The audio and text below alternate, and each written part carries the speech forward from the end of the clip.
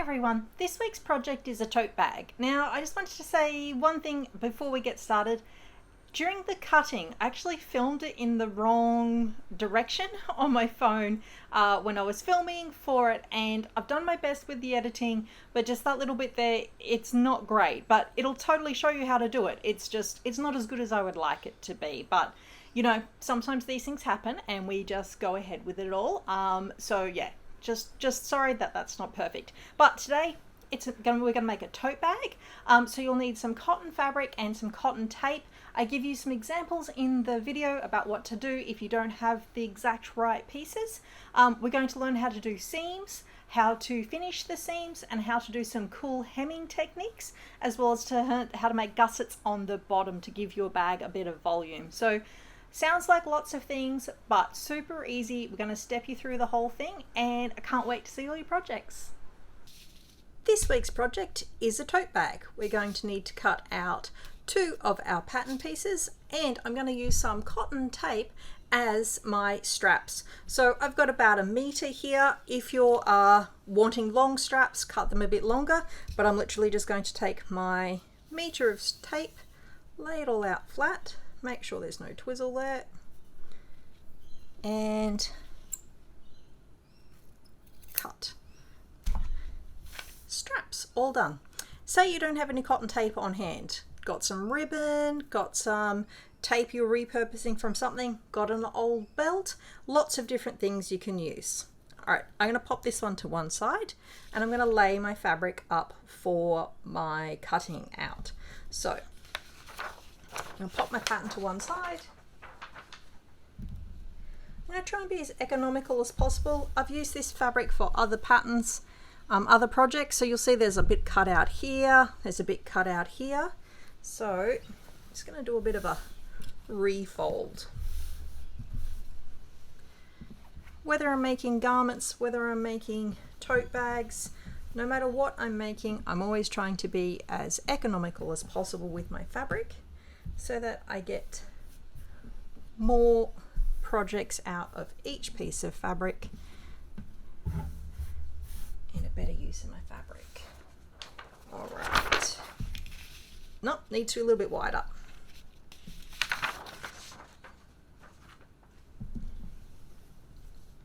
If anyone's old enough to remember the game Tetris, sometimes I feel like cutting patterns out is a little bit like that, where you're trying to fit all your pieces in to the smallest gaps as possible. Okay, that's a bit better. So what I'm going to do before I cut is I'm going to double check that behind me I'm going to see where this gap hop finishes. So just there, so that I remember, I'm just going to put a little pin in there, and I can use this bit for something else another time. Then I'm going to lay it up. Now when we're cutting out, we always try and want to make sure that our grain line runs parallel to our selvage. The selvage is the finished edge of the fabric, not the cut or torn edge that you've got from the fabric store. So the reason we want to do this is it's the way the fabric is strongest, and it also means that when we're sewing, it doesn't ripple and move about so much. If you're trying to be as thrifty as possible and you're perhaps reusing things, that's awesome. Continue to do that, but do try and keep your grain as straight as you can possibly manage, because it's going to make your sewing a little bit easier as you go along. When you get to sewing garments, it's a very important part of keeping garments straight for sewing, but also the way they flow and move. Okay, so what I'm doing is I am pinning down each corner. I'm making sure that I pin through my pattern and through my 2 pieces of fabric as well. And the reason we're doing 2 pieces at once is because on our pattern instructions say cut 2. So cut 2, if you fold it in half and you're cutting 2 at the one time, saves you a little bit of wrist and elbow action because you're doing all of your cutting at once. Okay, So I've got my corners pinned. I'm going to move my weights to the center. If you don't have pattern weights, use anything you've got in the cupboard, tins of cat food, general tins of food, anything else like that, and you're all good. All right, cut.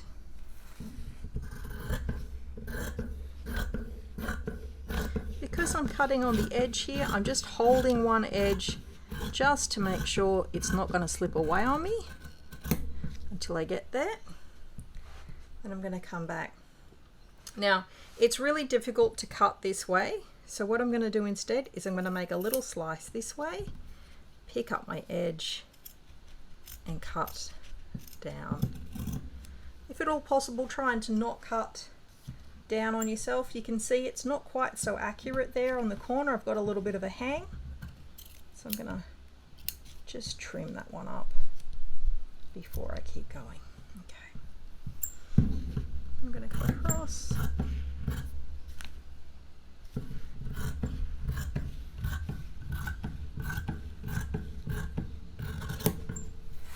My fabric is hanging over the edge of my table here, which isn't ideal. If you can keep all of your fabric on your table, that is the best. However, not all of us have enough space for that, so if you're going to let it hang, I'm actually keeping it in place with my hip. You might be able to see me moving about. If not, sometimes I would put weights there as well to hold it in place.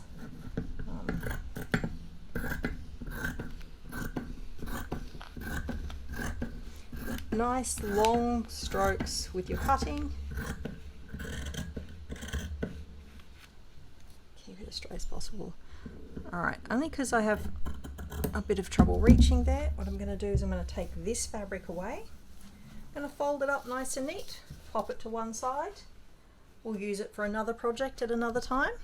I'm actually going to spin my fabric to make it a little bit easier for me to move and cut that section, and then I'm going to cut across.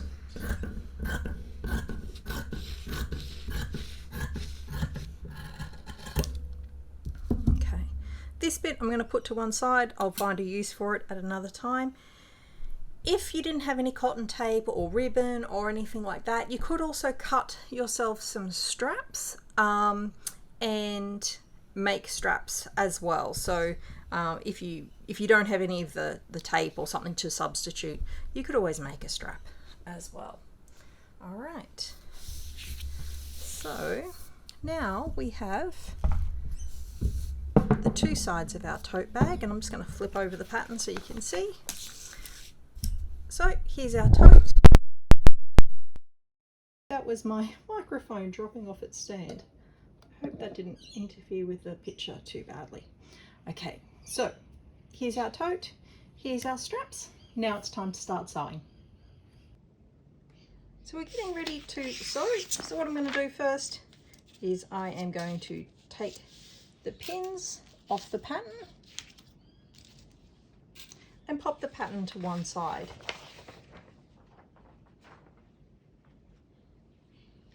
Now I'm going to flip my fabric pieces so that they're right sides, or the side that you're going to face out when it's all finished up. Right sides together. And I'm going to line up my edges. Once my edges are lined up, so this is the top of our tote, sides, bottom.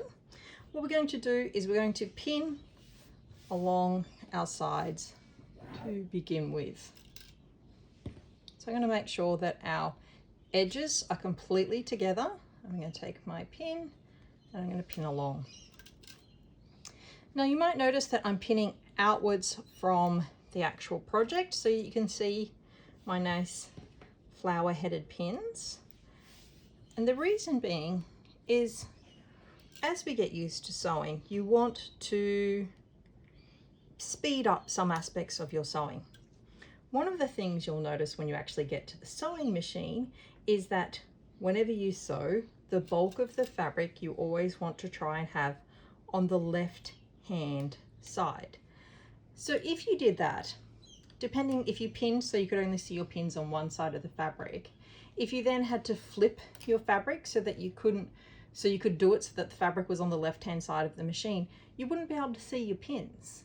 But I've just flipped this over and you can still see all of the pins. So if you pin outwards, not only is it easier to take the pins out as you actually sew, it means you can sew from any side and not have to stop and re-pin. Okay, I'm going to finish pinning up there and then we're going to move to the sewing machine and start sewing. We've got our tote bag all pinned up and we're ready to start sewing. We have a 1 centimeter seam allowance, so we're going to line up the edge of our fabric with the edge of our presser foot. I'm going to lower the presser foot. So you'll notice on my machine I actually get a little green light when my presser foot is down. So red when it is up, green when it is down. That's not on all machines, but you do always have to have your presser foot in the down position to sew neatly. Some machines will allow you to sew with the presser foot up, but you normally get a huge knot, so always remember to pop your presser foot down. So again, 1 centimeter seam allowance, so my needle is in the left hand position, so it's 1 centimeter from where the stitch line is to the edge of the foot. I always measure out using a tape measure from where the needle position is to one of the lines, so I know where to line it up. Alright, let's get started sewing. So I'm going to take my pin out, pop it to the side. Going to get started. Once we've done a few stitches, I'm going to do the reverse. So some machines will have a button for your reverse, some have a little lever or a little dial you need to change, but it's always a good idea to do it at the beginning and the end. So you just go down straight. Pause as you come to a pin, take your pin out.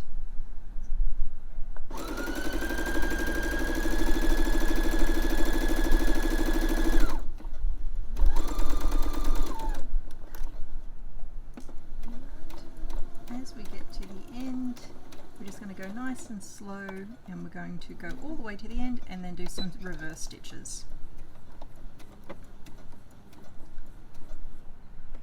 Now we're going to lock off our stitches. So you roll the big hand crank on the side, lift your presser foot, take your fabric to the left hand side, and either use a pair of scissors or the little inbuilt cutter on your machine to cut off your thread. Some machines also have a built-in cutter, which mine does as well, but that one works on to use the hand crank and do it on all machines. So now we're going to go along the bottom, do the exact same motions, followed up by along the side. So I'm going to do the bottom and then the side, repeating what I've just done, and then we're going to come back for the next step.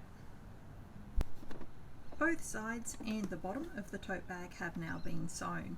And what we want to do is we want to make sure that this bag is going to last. So we need to finish off these edges, because if we don't finish the edges, this is just going to keep fraying and it'll eventually ruin your bag because you're going to lose all of this fabric in the wash and it just won't last any long. So to finish the edges you could use an overlocker, but you can also just use a zigzag stitch. So I've just swapped my machine to a zigzag. Some machines you'll need to change your dials, but it's just a basic zigzag. Line up your fabric so that you're going to be zigzagging between the stitch line and the finished edge. And we just want to go down the side. Now with the zigzags, they're not structural, so you don't need to do any reversing. You can just go all the way down.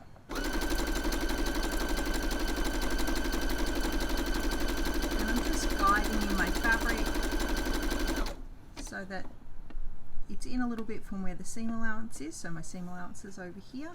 It's just finishing off those edges together.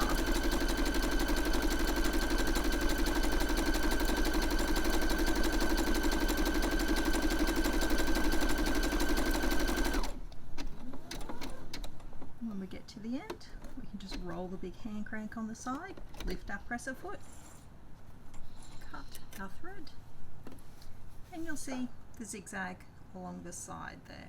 So I'm going to continue on and do that along the bottom and up the other side before we come back for the next step.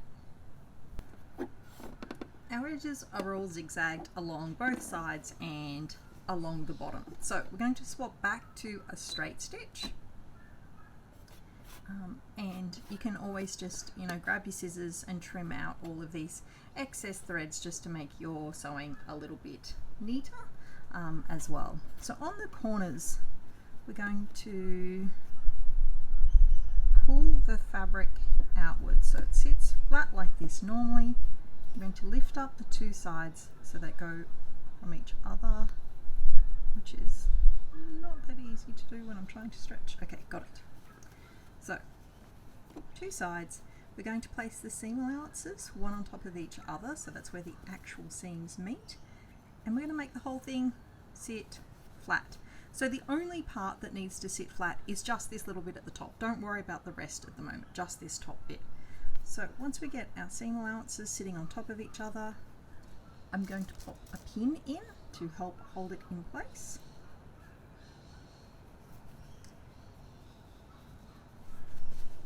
Slide it in underneath the machine. Again, we've got a 1 centimeter seam allowance. Start stitching, do my reverse, come back again, make sure it's still sitting nice and flat, try and get some of those excess threads out of the way,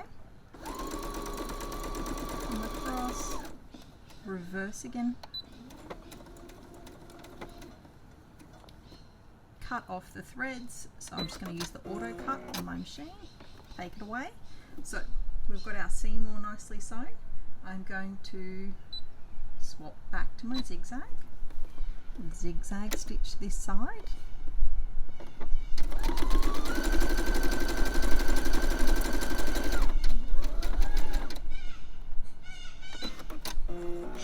okay, so we've got our seam stitched plus it all zigzagged. I'm going to pop across and do that on the other side, and then we're going to come back and attach our straps. So we have both sides done. We've stitched the straight stitch to make our seam allowance, and then we finished the seam edges with our zigzag. We've done the same along the bottom and then created our corners, which have given us some nice depth to the bottom of our bag. Our next thing is to start getting ready for adding the straps.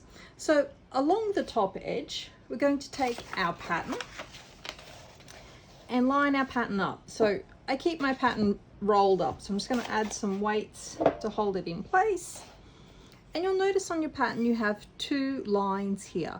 These lines are called notches, and we use them to line things up in patterns. Sometimes they will be a line, sometimes they will be a triangle, but they're along the edges and they help us line things up. So here I'm just adding some pins to those 2 points before I take away my pattern. Next step up, ready to add the straps. The pins are marking where our straps are going to be. So we've got our 2 pieces of cotton tape. I'm just going to make sure that they're going to sit flat.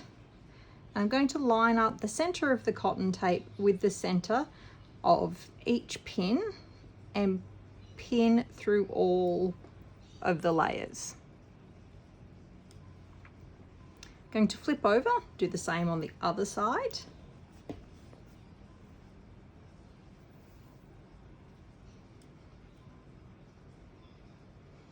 And when I pin, I want to make sure I'm just pinning through the strap and through one layer of the fabric, not through both layers.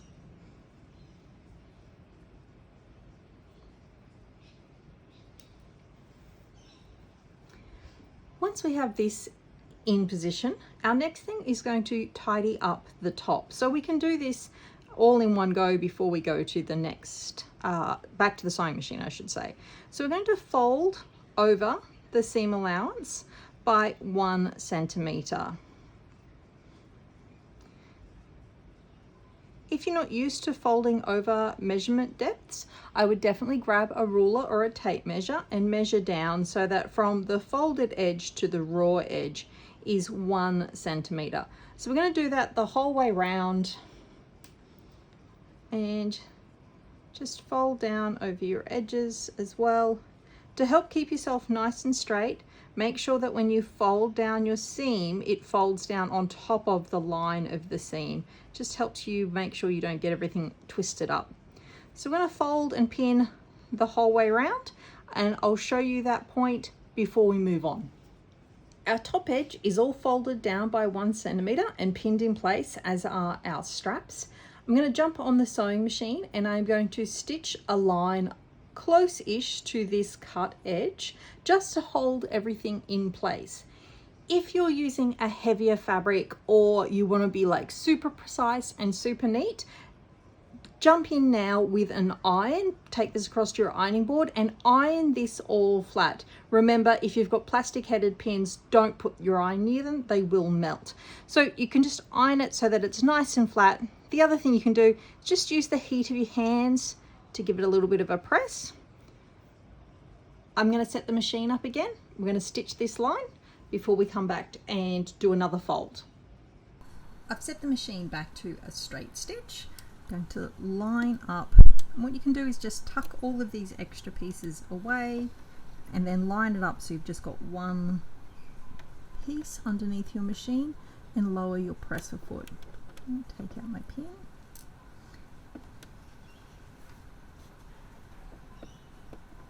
So just going to get started, going to do my reverse, and then I'm going to go through a little bit. When it comes to speed with sewing, fast, slow, it doesn't matter. Being a bit slower helps you be a bit more accurate, because it gives you a chance to adjust if you need to, and do things like take out pins. So do try and take out your pins. Try not to sew over pins. It is not great for either you or your machine or your pins. And you can see the machine will just take the fabric through. I'm holding it flat here with this hand, and I'm actually just holding this one out here just to keep it flat so it looks nice on the screen. Take my pin out.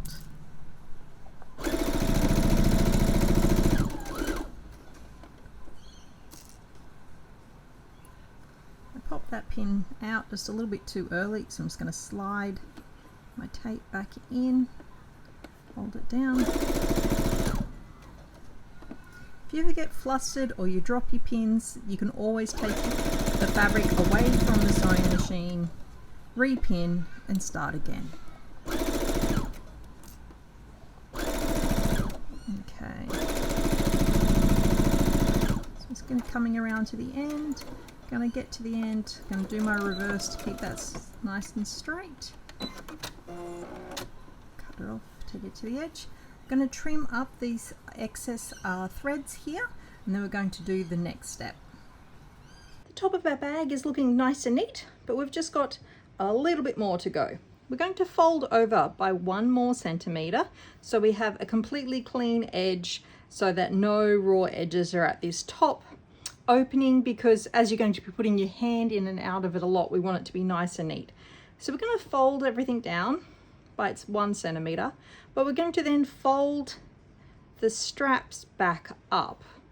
So if I pop a pin in, I can show you a little bit better. So we fold down by 1, so just the width of what we've just stitched, but we push the strap back up again.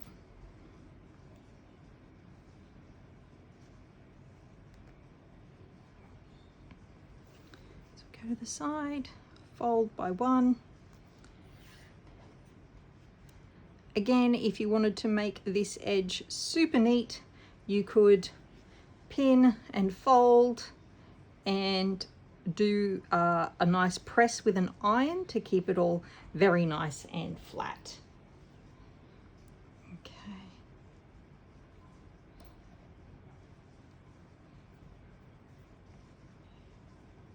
Fold, push it up.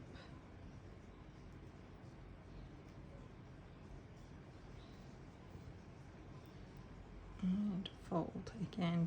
Again, to make sure that you are keeping everything straight, this seam line should sit directly on top of your stitch line, It makes sure that everything stays straight, doesn't get a twist in it. You know, it's not the end of the world if it does end up with a twist in it, but I'm trying to tell you things that make sense now and build good habits for later on in your sewing journey as well.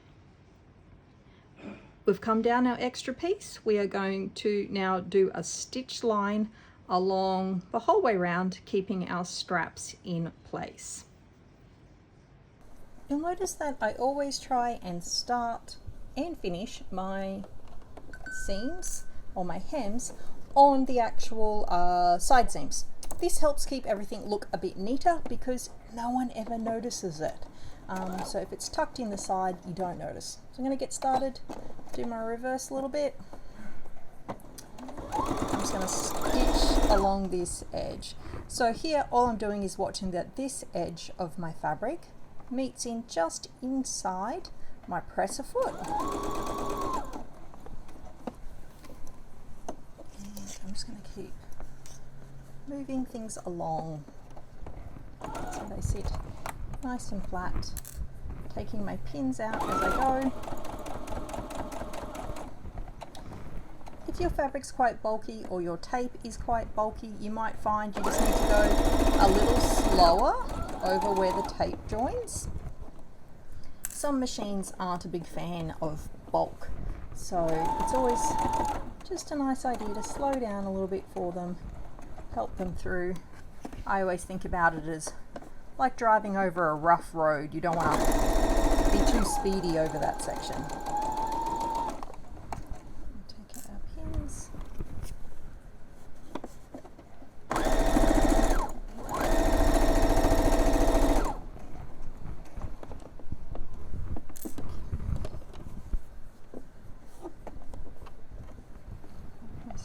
I want my straps to be going upright because I want to make sure I can carry my bag with ease.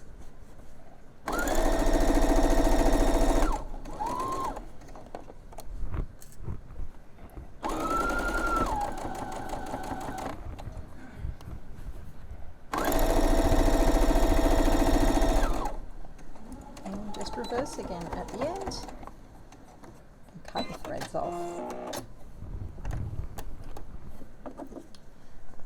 Now, if you felt that your straps maybe needed a little bit extra oomph to them, a little bit more support, you can do an extra line of stitching along the top here. So I'm just going to pop one in so I can show you. And this is a good idea if you are planning on maybe carrying like heavy groceries, or maybe like me, you're a little clumsy and always getting things caught on things. That's me at all times. So it's just a nice idea to have a little bit of extra reinforcement just along the top as well. So you can see that by the time I trimmed off that thread there, it would look quite nice and neat. And on the top, it's just one tiny little row. I just need to trim up the thread. So just adds a little bit of strength in there for you if you need it. I hope you enjoyed making your tote bag today. Don't forget you can get the full pattern on the Measure Twice Cut Once website. It's only $5. If you want to get all of the patterns for the month at a discount, you can always join the Patreon. The link is down below. And don't forget to spread the word via social media and subscribe to the channel so that you can see what's up next week.